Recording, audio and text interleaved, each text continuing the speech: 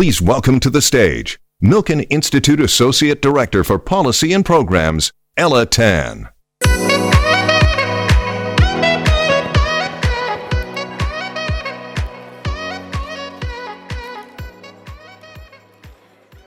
Good afternoon, everyone. Thank you for joining us today as we dive into one of the most pressing and pertinent topics of our time, artificial intelligence. Now, I know when we talk about AI, some might still be thinking about movies like The Matrix or Ex Machina, where machines either take over the world or blur the lines between human and artificial. Don't worry, we're not quite there yet, but the challenges we face in real life are just as critical.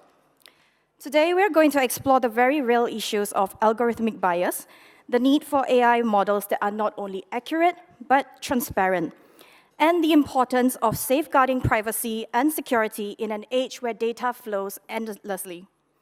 It's not going to be quite as cinematic as what Hollywood might make it seem, but these issues are more than dramatic in their impact. Today, we'll also be asking some of the important questions.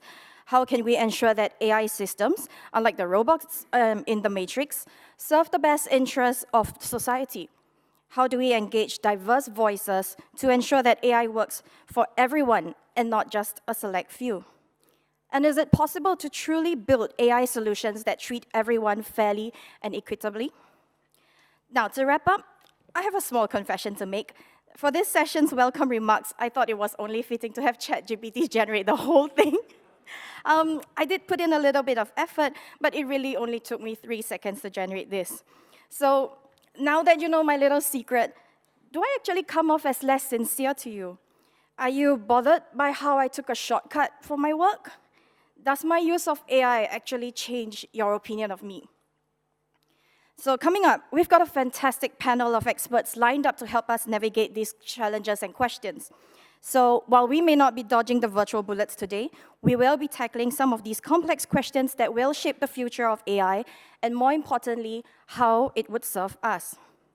I encourage all of you to think critically, ask yourself what AI means to you, and engage in what I know will be a lively and thought-provoking discussion. Before we begin, please join me in thanking the generous supporters of the Asia Summit. Thank you. We gratefully acknowledge the participation of the following organizations, whose generous support makes this summit possible.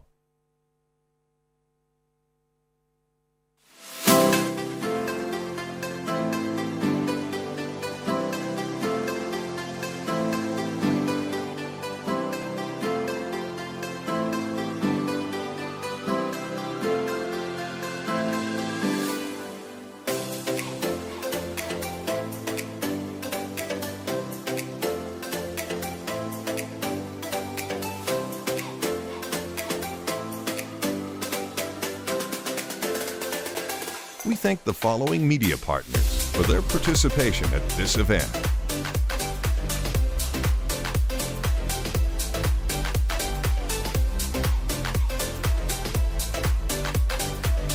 We thank the Milken Institute Strategic Partners for their year-round support of our work around the world.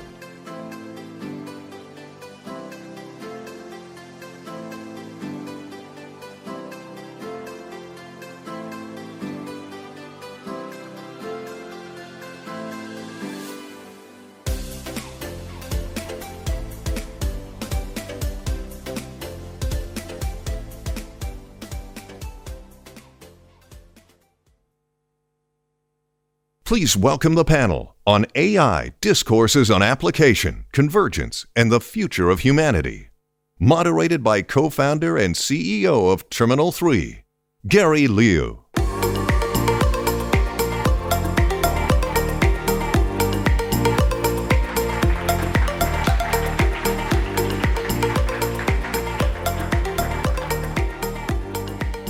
Good afternoon, everyone. Thank you so much for joining us with your very precious lunch hour. I imagine that everyone is full and ready for a great conversation. I am very privileged to be joined by this esteemed panel, and we are going to have a wide-ranging conversation on the development of artificial intelligence over the course of the last 7-8 years, what the future holds, and the things that we should be both excited and worried about. We have two artificial intelligence AI executives, not actual AI, but executives AI companies on stage. We have a chief security officer. We have an insurance executive, and we have a litigator. How excited are we to be talking to a litigator on stage today? And I am the enthusiast fanboy. That is going to be my role for the next hour of this conversation. Before I ask each of the panelists to introduce themselves, let me frame the conversation a little bit. We all know that over the course of the last 2 years, artificial intelligence has pretty foundationally changed our world. This is a massive market already today, around $70 billion, but it is growing at an exceptional pace.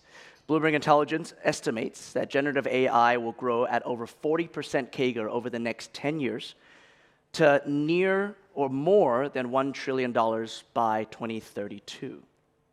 A large part of the industry growth is going to be the rising cost of training. I don't know if any of you know how much it costs to train the AI models or the large language models that we use today. And that has also grown exponentially. In 2017, when Google first published its Transformer paper and trained its first Transformer model, that cost about $1,000 US. ChatGPT 4, which was maybe a year ago, that cost nearly $80 million US to train.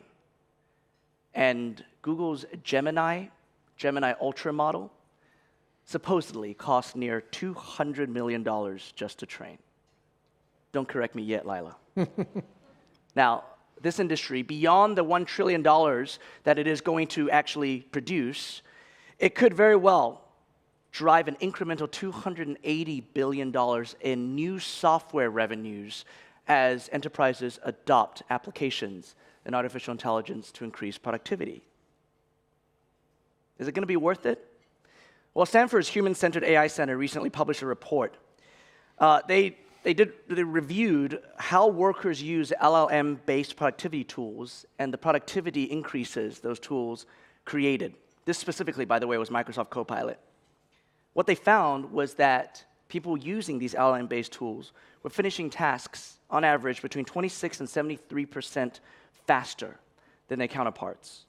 And Harvard Business School found that consultants using ChatGPT 4 increased their productivity by 12%, speed by 25%, and quality by 40%, which is why McKinsey is charging you 200% now.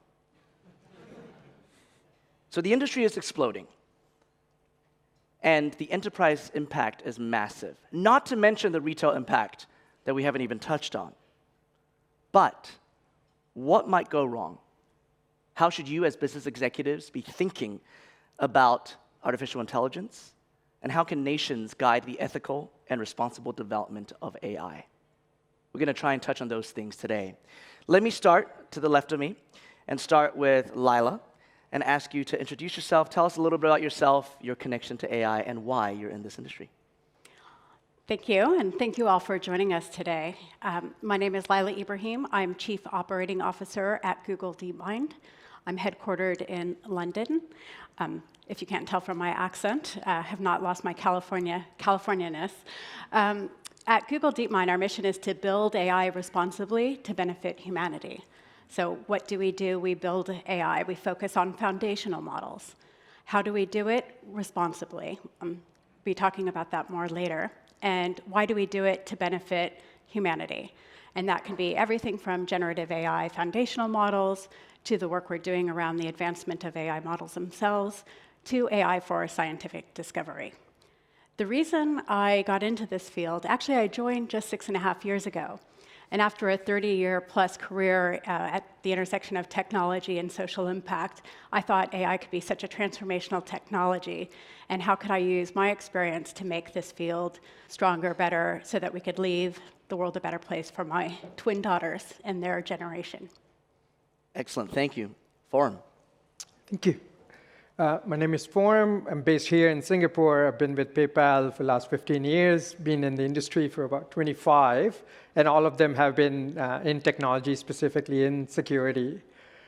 I think if you look at PayPal, which has been around for 25 years now, almost, it's always looked at how can we leverage the technology advancements to transform how people interact with each other, how they engage in commerce.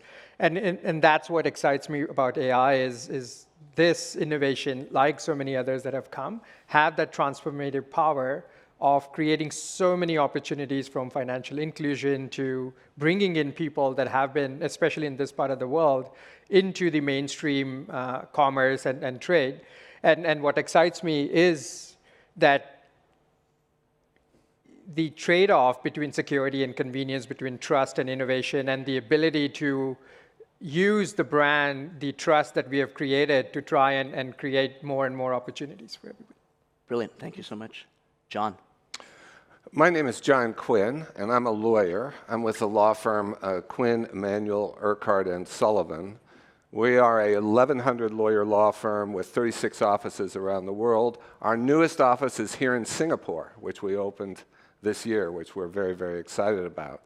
Our firm only does disputes work, so litigation, arbitration, government, regulatory, facing problems, helping companies identify and navigate legal risk. I suppose there's two parts to our and my in particular interest in AI. One is that we as lawyers are, among other things, wordsmiths. So we clearly have a target on our back in terms of the application of AI and large language models. And that's something that we've already seen a lot of AI apps, AI products that are legally oriented and something that we need to understand and pay attention to. But the other thing is that there are so many new legal issues that are being served up by AI, from intellectual property issues, ownership issues, inventorship issues, products liability, privacy, scraping, you name it. All these issues, it's like any new technology, it seems, it plays out in the courts, it plays out in disputes, it plays out in the law. We're seeing that happening in real time now. And there are so many questions that we don't yet have the answers to. So that's why I'm interested in AI. Thank you, John. Rob. Super. Good afternoon, everyone. I'm Rob Shimmick, and I am the founder and the group CEO of Boltec. Boltec is an international insurtech, so we are at the intersection of technology and insurance. Today, we operate in 35 markets across North America, Europe, Asia, and Africa. And we're a 4-year-old baby, but we were born as a digital native. AI has been in our organization, both in the operations of our organization, but in the way we develop the products that serve many of you, ever since the day we were born. The reason I came into this industry in the first place and founded Boltec was because I came from a much longer-lived insurance giant and wished that someone would have helped me with some of the things that I'm in the process of building to help them with today. That includes things that use artificial intelligence for efficiency, because the cost of getting insurance is too high. It includes having things that are more personalized so that you as a consumer are getting a tailored, affordable, personalized product, and all the things that it takes to help ultimately this world close an ever-growing protection gap, which is estimated to be as high as $7 trillion today and growing. Shen. Thank you. It's really nice to be here today. My name is Shanshan Wong. I'm the Chief Operating Officer of Stability AI. Stability AI is one of the leading generative AI model that is developing deep tech foundational models. We have an open approach and have a focus in developing our communities. We have also a focus in a suite of generative media models which are complementary to each other. They include image, video, 3D, and audio models. And we also develop a suite of small language models and code models, which are important in any AI systems. You may be familiar with some of our flagship stable diffusion models, which are very popular, which includes SDXL, and also the latest diffusion transformer model, which includes our SD3 models. At Stability AI, I'm responsible in helping us define our strategy and also to ensure that we optimize our operations to deliver those strategies. It is an incredibly exciting time to be working with AI and to have the opportunity to work with really, really talented scientists, engineers, and thought leaders to help shape our innovation together. Generative AI is at the cutting edge of transforming industries, and it is still at its very early stage of development, relatively speaking. And therefore, it gives us an ample opportunity to really shape its development together. So I'm really, really excited to be part of the team that create really powerful tools that supercharge the creative process, as well as making it really accessible to people around the world. I'm very happy to be here to share more with our fellow panelists. Brilliant. And I'm Gary Liu. I'm the co-founder and CEO of a company called Terminal 3. We are data infrastructure, specifically using blockchain and cryptography to secure user data and allow for cryptographic access to that data. Our intersection with artificial intelligence is increasingly there is a need for there to be secure data pipelines into training models that do not impugn on the privacy and security of users. And this is something that is going to, the problem is not going to go away. And the new development of this technology is going to take years to perfect, so I'm also excited to be part of this panel. Let's talk about the last few years. In 2017, several Google artificial intelligence scientists published now an incredibly, we now know of an incredibly important paper called Attention is All You Need. This is what is often referred to as the transformer paper, that launched this new LLM model, this new way of training artificial intelligence, which eventually has led to what we call the ChatGPT moment. Lila, I want to start with you. What has it looked like over the course of the last 7 years since that paper came out, and what are the sort of the key milestones and points in your mind that has led to this moment where we're in this room with these people talking about AI and its impact on our world?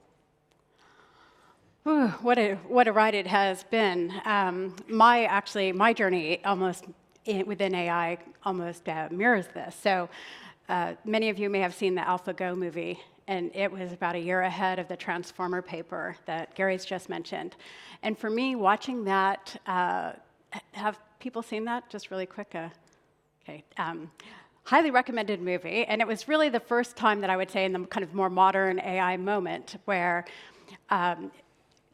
DeepMind's AlphaGo AI system played the human champion Go player in Korea. And people had thought for years that this would not happen, at least for many, many more decades, because how can you train a computer to actually play a game where there are more moves than atoms in the world? And what really came out of this was a surprise moment where the advanced AI system made a move 37, that kind of sparked an element of creativity and questions. Then we had the Transformer paper that Google published about a year later. And seeing these two together, looking back, it was really such a pivotal moment, but I don't think we necessarily understood it at the time. So fast forward to even, for those of you who aren't familiar with the Transformer paper, the T of GPT is actually based on this paper that Gary mentioned. When I joined DeepMind, so in 2018, it was kind of this, like, everyone's like, why are you moving to London to go work on AI? And again, I thought of like, okay, if we can learn something about human creativity from a machine, what else could be possible? Like, could we use this to really understand the universe around us? Think about how to address problems like diseases and come up with better therapeutics, sustainability and the climate crisis, having spent time in venture capital and seeing all the startup efforts that were going around this, could something like AI be a tool to unlock our understanding?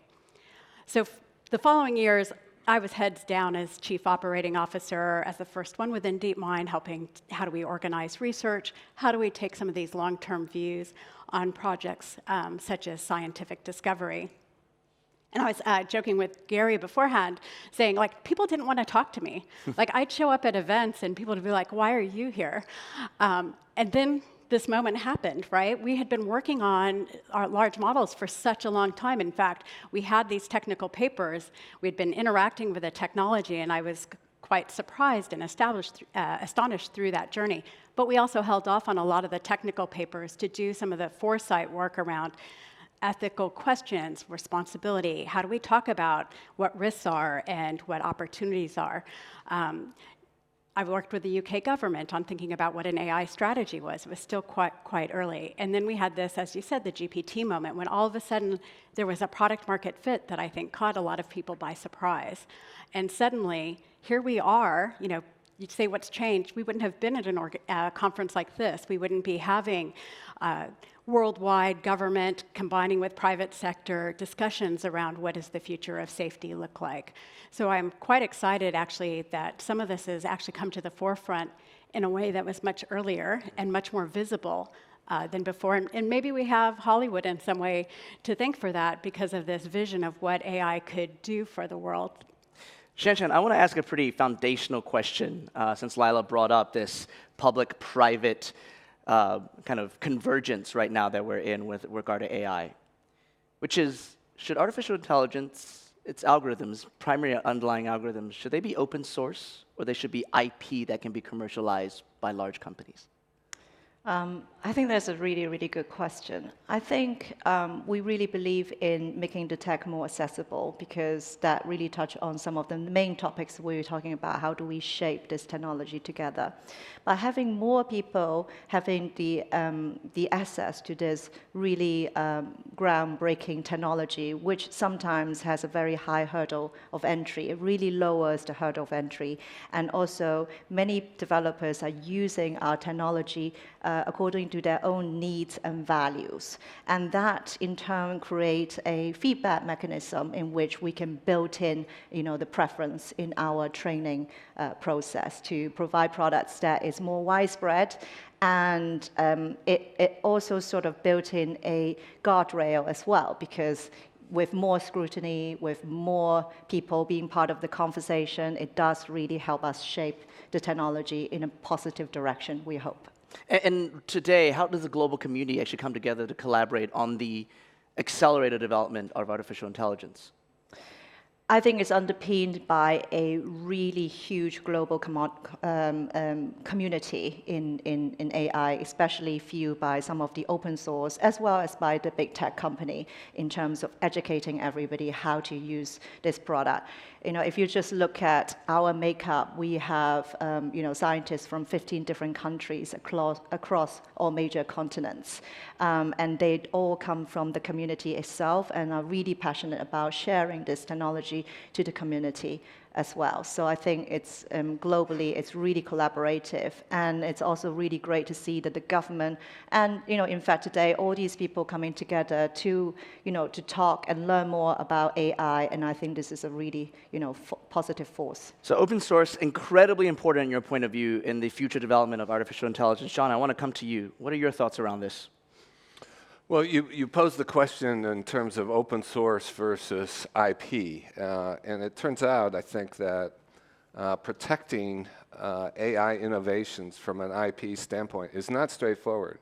It's kind of tricky in that you cannot patent. So under the US law and the law of any jurisdiction I know of, you can't patent general ideas, which means you cannot patent algorithms, you cannot patent mathematical techniques. You can't patent just weights that you assigned to various data points. So from an intellectual property standpoint, it's very interesting that I don't think patent law is going to provide an answer. Last I looked, OpenAI had a grand total of, guess, 4 patents. Last time I looked, Anthropic had 0 patents. So whatever they're doing, they're not patenting, they're not protecting in terms of patent law. I think what we are seeing under US law and the law of other jurisdictions is a reliance on trade secret protection, which is very, very different. You have to keep it confidential. You can protect that from disclosure by former employees and the like. And like the formula for Coca-Cola, that can go on forever. Whether a patent is only good for 18 years in the US, as long as you can keep it secret and it's not generally, doesn't become generally known, you have that trade secret protection. The downside of trade secret protection is you can't exclude the world. If you have a patent on an invention, you own that. You have a monopoly. You publish it, because the theory of patent law is we publish our patents, everybody will learn, and that'll advance invention generally. Trade secrets, by definition, you can't publish. And if somebody independently comes across the same weight scheme or whatever, they independently come up with your trade secret, you can't stop them from doing that. So these are some of the interesting intellectual property issues that AI is raising. Forum, would you take John's legal advice on this as CISO? So, I mean, it's interesting, right? As PayPal, specifically, we welcome the efforts of so many different organizations trying to collaborate and create what we would call as a responsible innovation that takes from the get-go fairness and transparency as a core component. It is also important because you want to try and avoid fragmentation. You want to try and create ways for creating responsible regulation that does not stifle innovation, to one point. But I do think for the first time it looks like, if you look at UN's interagency work on AI, if you look at policy network for AI, if you look at Gen AI creation of certain bodies at the principal level, there are lots of organizations coming together to say, what are these core, whether you call it human rights or principles that everybody can agree on? At the standards and the frameworks level, NIST as a industry agnostic body has come up with some ways for organizations, for developers of the models, as well as the end users who are creating applications to understand how risk from a security perspective, from a privacy perspective, from, again, fairness, transparency, explainability, auditability, accountability are factored into how these applications are developed. And then at the innovation level, for the end users who are creating experiences that the end user ultimately get the benefit of this transformative technology, are looking at how do we find that trade-off between creating trade secrets that allow us to improve trust, improve the personalization and the experiences, while without having to explain how we came up with, from a fraud risk perspective, a specific outcome, which becomes a trade secret that allows us to prevent fraud or detect fraud or predict fraud when it's happening, on one hand. On the other hand, be part of a community that truly believes that these are the core principles that we have to agree with, that these are the frameworks and standards that everybody uses to develop them. There seems to be a very clear separation based on all of your comments between the algorithm itself and the application of that algorithm. The algorithm being very difficult to patent, and also we believe, I think generally for the advancement of society, that it should be somewhat open source, if not completely open source, whereas the application layer is very different. That's where commercialization can happen. You can protect those as either trade secret or actually R&D. Let me come to Rob. Insurance is a industry that has long been using whatever the most advanced artificial intelligence is in underwriting risk and a lot of other things. So it must make you feel, I'm hoping that as an InsurTech executive, you're excited about this idea of open source algorithms and that you can then apply and commercialize. What are the actual concerns that you have, however, about the auditability of those underlying algorithms that could bring risk to your business when you apply them? Yeah, this is a super important area. The first thing I'll say that'll just tie back to the point that we were just on is this is an emerging battleground. So if you look at the statistics from the World Intellectual Property Organization, you see that in the last decade, there's been about 54,000 new inventions in this space. 25% of them in the last year alone. So you will see this sort of in that exponentially growing space, and it's not a surprise. Think about the traction, for example, that we got with ChatGPT in the last year alone. When I think about it from an insurer perspective or from an insurance industry perspective, there's so many things that we want to bring to bear for the good of humanity. There is I mentioned earlier, a huge protection gap between the haves and have-nots in the world. And I live today, this is my home, so I live in Singapore, and serving Southeast Asia, serving some of the countries that actually need this kind of help, it's really, really, really important to us. And it's one of the reasons that I'm in this industry and in this geography, so that we can bring these great ideas to our partners. We work on a B2B2C basis. So we don't go out to our customers to get them one at a time. We work through business partners, and we're looking for ways to use artificial intelligence and any tools that are available to make a more tailored, a more affordable, a more exactly at the right point, the exact offering that should be made, so that you're giving the customer what they want at that right time. The problem with it is, with this information, we will use data. And everyone knows there's so many rules about the use of data. Who owns the data? How can you use it? And if you put yourself into the shoes, for example, of the insurance regulator right here in Singapore, they think, okay, you can use data smartly and according to the rules, but I want you to use it for the purpose of good. And I want to make sure that you're making unbiased decisions. Because if we make a biased decision, you could actually imagine this protection gap. Instead of what we're here to do, which is to close the gap, you could imagine it getting worse. Isn't that crazy? We could use this for the exact opposite effect of what we originally intended to do in the first place. And so this whole consideration, this is uncharted territory. We're learning as we go. We're trying to figure it out. But it is a catch-up game for all of the regulators and for all of the companies to find the balance between how do we innovate and how do we regulate. Lila, Rob said the B word. Bias. The hallucinations. If algos go wrong, eventually there could very well be death, and a lot of it, if it really goes wrong. So, from an AI company's point of view, how real are these threats? How real are these concerns? How much time do you guys spend at DeepMind actually debating this stuff? Yeah, I think right now, in some ways, we tend to overestimate the capability of AI systems today, but we underestimate the capability in the future.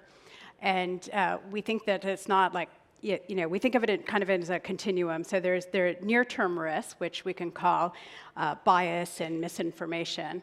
Then there's the misuse, which was mentioned, which is more about like, how do you think about things like security? And then the long-term existential, who is in control? Mm-hmm. And who has control? Whose values are they aligned to? And I was quite surprised when I first came into this field and thinking that, well, of course, everyone sees the spectrum. And the reality is there are very strong views in specific areas. And I think one of the things that we've tried to do is take a more interdisciplinary approach of looking across that entire spectrum. And I often think that part of our responsibility of being model builders is to think about the near-term risk, but also the long-term risk. May we never get there, but if we're not having the conversations about how do we think about technical safety, how do we think about the longer-term governance, then we have to be thinking about those in order to be responsible stewards of the technology. So how do we apply that spectrum? From my perspective, like this is where we all play a role as leaders. Like responsibility isn't something you kind of bolt on at the end. It has to be built in from the beginning. So we think about it in terms of even the people and the culture. Like this is so inherent into everything we do. And it has to be part of the research. So whether that's technical safety and interpretability, like do you understand what a model is doing and why? Are you thinking about the socioeconomic issues? Like where might there be bias? Things like decolonial AI is actually an area of research we've done. A number of human rights areas, even ethical analysis of what an AI assistant might, how to think about that. Governance, a lot of effort around governance at the model building level, at the application, and I think this is somewhere that as leaders, we actually need to spend our time because everyone around watches where and how, not only what we say, but how we act. So spending the time facilitating, deliberations about both risk and opportunity, and then deployment. And I think deployment is, there are a wide range of views of how do you balance this tension of being kind of pioneering and providing value, but also mitigating these risks. If I could just give a quick example, we took our gaming algorithms and eventually applied them to real-world use. And one of the areas is something called AlphaFold, which is another AI system that does protein prediction. And again, decades ahead of its time, the AI system has now predicted all 200 million plus proteins known to humankind. We've published it in a database, and from that, about 2 million researchers worldwide are using this technology. Before we released the technology, we wanted to make sure that we were managing the risk, so we sought out outside expertise and really partnered with the European Bioinformatics Lab on how we would release this technology. And of the 2 million researchers using this today for things like better understanding diseases, to how to deal with industrial waste, food security, 1/3 of those researchers are here in Asia Pacific, which says that this equitable access was something that we felt was important in our ability to deliver. This, by the way, illustrates the concern of distraction. When Google's AI says or recommends that we eat 2 rocks a day because it is imperfect and it's young, we forget about everything else that it's actually powering.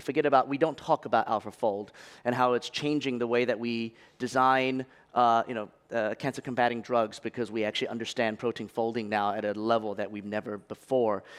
So on this distraction, we're in an election cycle in the United States very specifically, and Shanshan, I don't mean to put you on the spot, but one of the key, the most famous product from Stability, of course, is Stable Diffusion. It is visual AI. It is creating, it's used to create incredible imagery. And yet we've now already seen, not just in the United States, but around the world, misuse of that. Purposeful misuse by some people, but then there's still hallucinations in Stable Diffusion, where even if it's not meant to be purposeful, there are images created that misrepresent, quote-unquote, reality or the world or truth. How do you guys handle that within Stability? What are the debates that happen around the executive table on this topic? Yeah. Well, that's a very good and valid question, and I think that this is a topic that we should take seriously. So to address, well, first of all, take a step back. This technology is still at its early stage of development. Sometimes it's too early to draw a conclusion that this is something that is going to be a long-term problem. And obviously, in the beginning of the development, we are using data that is, that is basically a giant mirror that reflect back what has been produced together. But then I think we are becoming more discernible in terms of, cleansing the data and making sure that we choose a better quality data to train our models and to have a suite of, safety by design principles to make sure that we follow those principles from the foundational training stage, and also apply filters in terms of input as well as output. So, and in itself, this technology of doing this filtering is also improving over time. It's also about paying more attention to making sure that we are putting in the mitigants earlier on in the design stage in producing our models. So we have 2 corporate executives who apply AI talking about the need to be careful about bias and to really understand the output of these devices and this technology before applying them to business. We have 2 executives from AI companies telling us that they do care about this stuff and that there's always active work to improve these models, reminding us that this is very, very young technology. John, I'm going to come to you and drop the big question in your lap, which is then, what is the responsibility, if any, of lawmakers and regulators around the world for the ethical and responsible development of artificial intelligence going forward? I mean, it's obviously a fascinating question. It's a question that's been asked at every Milken conference for the last 3+ years. I think a lot of the discussion... We haven't solved it yet? Come on. I don't think we have. We may be groping towards various solutions, imperfect solutions, but I mean, the debate, this discussion, unfortunately, I think, is always conducted on a very general level of generalities. Yes, we want responsible AI. Yes, we want ethical AI. You hear different points of view. We did, when we were talking earlier before we came out here, we had kind of a discussion, and I asked, well, how about regulation of AI? And a couple of people said, as you often hear in the industry, well, it's too early. It'll hamper innovation. And what exactly does that mean? How does that, in what way might it hamper regulation, hamper innovation? I think that's something that really needs to be drilled down on. On the other hand, there's a discussion around, well, tech companies have these codes of conduct. I mean, obviously, we've heard these are very responsible executives. They're involved in AI. They're sensitive to these issues. To what degree do we just trust them? And I would submit that the issues are big enough that we can't simply trust the private world when it comes to AI. There are some consensuses, I think, on things that we need protection from, that we make sure that we have normative rules on. Now, we have the European AI Act now that attempts to kind of sort by the level of hazard or risk associated with various applications, various steps that you must go through depending upon the proposed application. With nothing coming out of DC anytime soon, by the way, folks. How many of you think we have a national privacy law in the United States today? We don't. We don't. The states do. GDPR rules in the US just as it does elsewhere in the world. I kind of think that there's a good chance that the European AI Act will similarly become the default standard. But what we do have is in the various states, about half of them have some regulation of AI that's been adopted. And the lowest common denominators are, no surprise, a concern about use of biased data sets in decision making. If you use an employment, New York City even has an ordinance. If you propose to use an AI tool in making employment decisions, the various steps you must go through. You must show that your data set has been audited and that it's been demonstrated to be non-biased. By the way, technical people, which I'm not one of, tell me that's not a simple question. So there's a concern about bias, use of AI to make employment decisions, to make who gets a loan, who gets an apartment, things like that. These are real issues that people care about. There's a consensus on that, I think. So this is an area where some regulation, it already exists, and we accept that, and I think most people would endorse that. Another area, it really relates to deep fakes and manipulation of public opinion.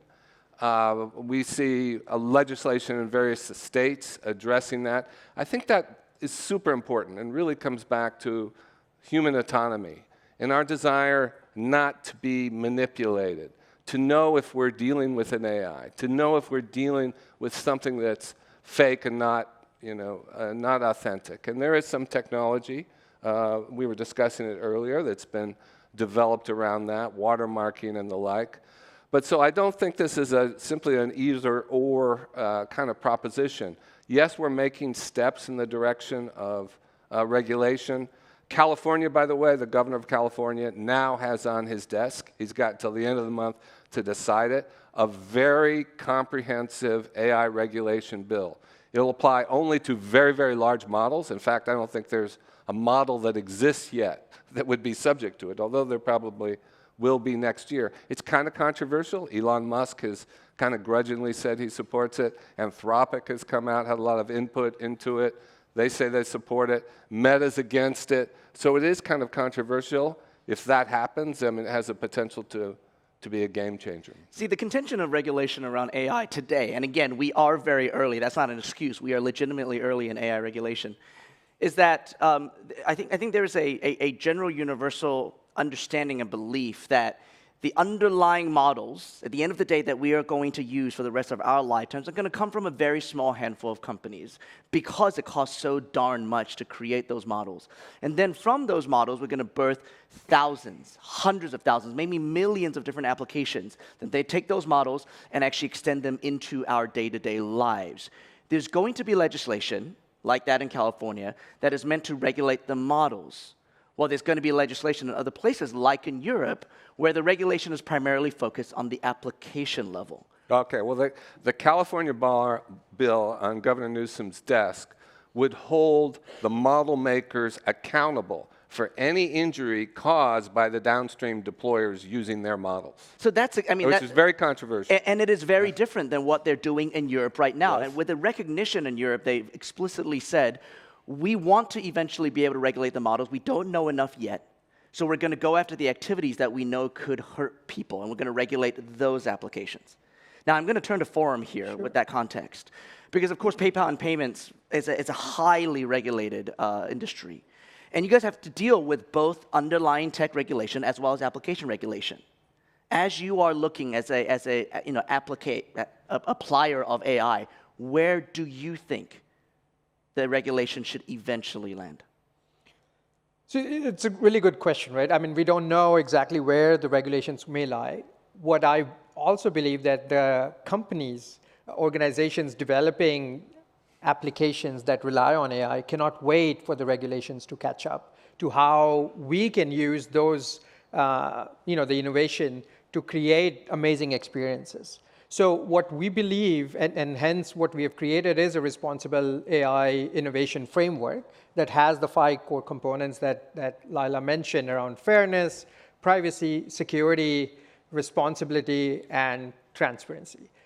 Everybody agrees that these are the core principles. This is the first time that as applied applications are being developed, we are making sure that the data set that you procure, the decisions that you make have fairness as core part of the decisions that you make, the privacy and security aspects of how the data moves across the system, for how long do you retain, when you collect them, when you dispose them, are key part of how the company deploys its strategy.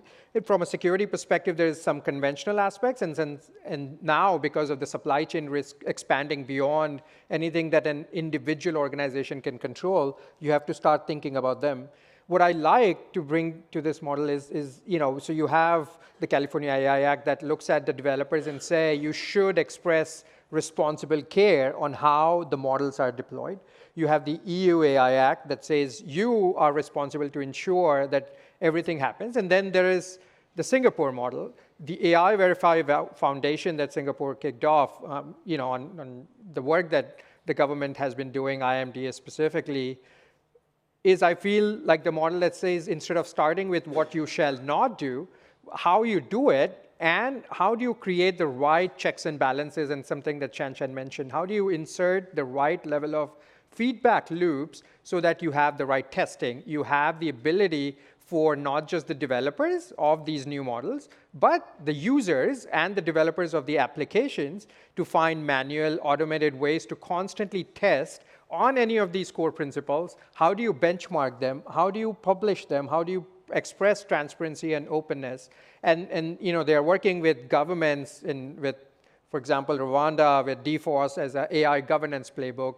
They're working with how do you map the AI requirements to the NIST frameworks and standards. So that's a really good model of how organizations can look at finding ways, and as and when policy makers call the private organizations to the table to say, how do you think, what is the right balance to not stifle innovation on one hand, but also ensure that the trust and the confidence the organizations, the consumers at the end of the day need to have in anything that you put out front is not just maintained, but it helps to grow the businesses. Rob, is that going to slow you down? Is a model like this that Forum just submitted going to slow your business down as it applies AI, hopefully for the better of all of your users and customers? So I think that this entire discussion just highlights how complicated the topic is going to be, because let's face it, think about California, think about any individual country having a solution. We operate today in 35 countries across 4 different continents. In theory, I'm not advocating for this, I'm just giving it to you in theory. Fine, I'll go to the country that this is okay in and experiment in the place where it is okay. I'm not sure that we'll do that, by the way, so please take that in the spirit in which it's intended, which is just to say that you're not making regulations for the world when you make them in California. They may eventually become the regulation of the world years from now. But in the meantime, we have to get from where we are today to where we're going. So I don't think in the near term it's going to slow everyone down because I think it's going to be very hard to have a regulation that applies to everyone in the first place. I think more importantly, we, smaller companies like a Boltec, will rely on some of the bigger players to help us with the proper ethical framework because we are wanting to do things the right way for the right reason in the right manner. The regulators appreciate that too. And I think when we can get something like that, that's the best path forward. But this is going to take years, and it won't slow people down in the meantime because it's going to keep moving. That's very optimistic. I certainly hope you're right. One thing I'm very disappointed by is how quickly time moves, and artificial intelligence will not actually help us solve that problem. We're already nearing the end of the panel, so I'm going to ask one last question to all of our panelists. We're going to start from Shang and end with Lila. Let's be optimistic as we end. What are you most excited about the trajectory of artificial intelligence, and what specifically you think is unimaginable to people in this room today, but might very well be possible because of AI within the next decade? Let's start with Shang. That's a very hard question because there are so many things to be excited about this technology. Its application in science, technology, and medicine, to name a few. I will use an example that is closer to us because of the modalities that we focus on, which is generative media. I think that it has a capacity to really transform and help visual artists become bionic, if this is a word that we could use. It is, we have really expanded since the Transformer paper in other modalities such as image, video, 3D, and audio. So you can imagine you can take a two-dimensional image and generate it into a three-dimensional render that move in time.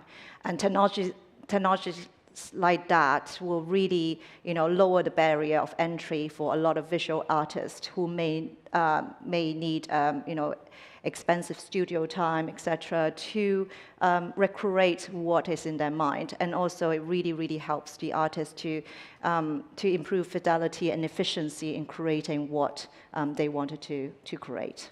So I think that is something that is really, really exciting for us. Yeah, incredible. Rob?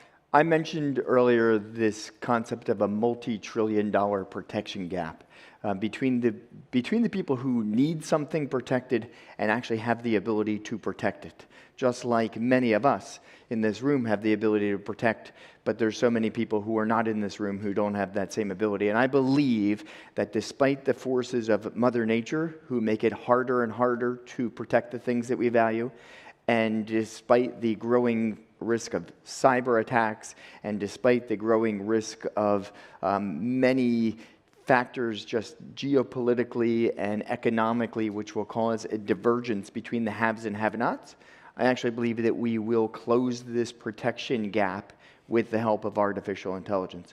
My outlandish view is that we'll eventually elect someone who has AI-aided capability, either for their EQ or their IQ, and maybe in my home country. Very interesting. All the corporate executives in the room are already worried that their jobs will be the first to be replaced, not frontline employees. John, what about for you? Well, one thing I'm excited about is something that AI will not do. I'm very excited that AI won't replace decision makers in courtrooms. I don't think that human beings are going to be comfortable having an AI resolve their dispute. I don't think they'll be comfortable having an AI decide how long someone should go away to prison, even though there's empirical evidence already that exists that shows that AI is better at predicting recidivism than human beings are. I think there's an irreducible minimum here where there's some decisions that we are going to insist that human beings make. That's the things that I'm really excited about. I do a lot of work in the IP world, in life sciences. I've had some exposure to the potential, the applications of AI in cancer research, in engineering, vaccines and antibodies, and personalizing medicine. And I'm very excited about the things that I hear about in that area. Brilliant. Forum. Oh, I mean, I think, from a purely security perspective, it's hard to be optimistic, but I really hope that fraud and scams that, specifically within this geography, has been one of the biggest impediments in creating access for funds, for credit, for small businesses to reach out to the world to show the potential that Asia has. And I really hope that the applications and the solutions that we create really allow them to predict better, to monitor better, to find ways and to access the power that technology can enable them. I think overall, AI, looking at listening to some of the sessions earlier, I hope from a water security perspective to climate to health sciences, there's lots and lots of areas where AI should be able to apply and help make it. But I subscribe to John's view that ultimately it is a co-pilot view that we hold, where AI will help to assist, to augment, to make things more accountable, more transparent, and allow everybody to make really good and sound decisions. Thank you. And Lila. Go back to the question you asked me about 6-7 years ago, how much has changed? And then if I project that, you said the next decade. Things that we never thought possible are possible. We've uncovered our 400,000 new materials when previously we only knew of 40,000. AlphaFold, all 200 million plus proteins, basic building blocks of life. It's hard to imagine what will change in 10 years. And I think we're already seeing the opportunities unfold. But I actually want to answer this more from a human perspective of what am I most excited about? So I'm a parent of twins. I have my own A/B test at home. And I have 2 daughters with very different learning styles. And I think about the life that they're going to live. And my very traditional learner is doing quite well at school. And my dyslexic daughter, the systems are not set up for her to have the confidence or to learn at the pace that her twin sister can. And now I think about how much we all learn through every stage of our life, even when we're here these days, having a chance to learn from each other. And I think about what would the world be like if every student throughout their life had their own personal tutor? What would it mean for teachers to have their own teaching assistant? So much is going to change in our lives ahead, but it really does come down to what do we know, what do we need to know, how do we feed the curiosity, and the problem solving that makes us all so human. So my hope is that AI makes us even more human. I absolutely love that perspective. Throughout the rest of this summit, there are, I believe, 4 or 5 more sessions about AI, particularly on applications of AI. I certainly hope that this panel has given you a broader strokes view, a way to frame the rest of those learnings for the rest of the summit. So can we please give a mighty and hearty round of applause to our incredible panelists. Thank you guys.